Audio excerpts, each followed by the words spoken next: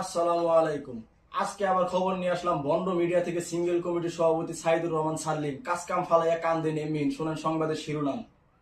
ও থুকু, সংবাদের শিরোনাম এখনো আসেনি, রাস্তায় জেমে পড়ে আছে। শুনেন বিস্তারিত সংবাদ। জগা খিচুড়ি।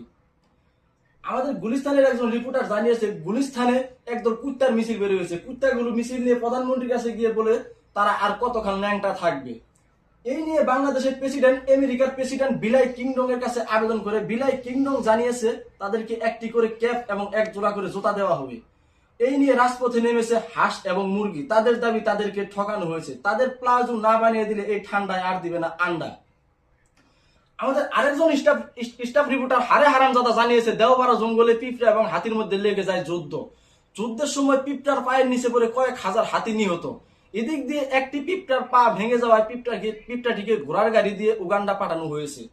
উগান্ডার চিকিৎসক জানিয়েছে 2-1 দিনের ভিতরে সুস্থ শরীর নিয়ে দুনিয়া ত্যাগ করবে মিস্টার পিঁপড়া মশাই।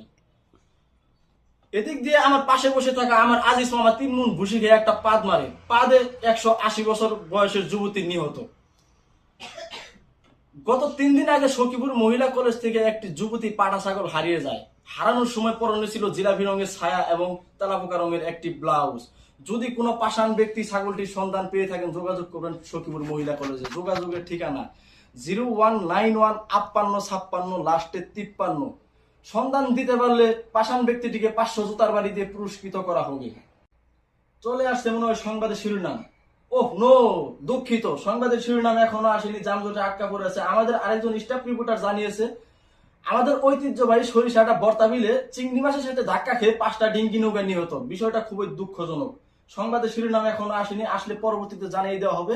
আজকের মতো খবর এখানে শেষ করতে হচ্ছে। আমার খবরটি যদি আপনাদের কাছে ভালো লাগে থাকে আপনার পাশে বসে থাকা ব্যক্তিটিকে লাথি মেরে উড়াদুরা শেয়ার করেন এবং লাইক কমেন্ট ফ্রি।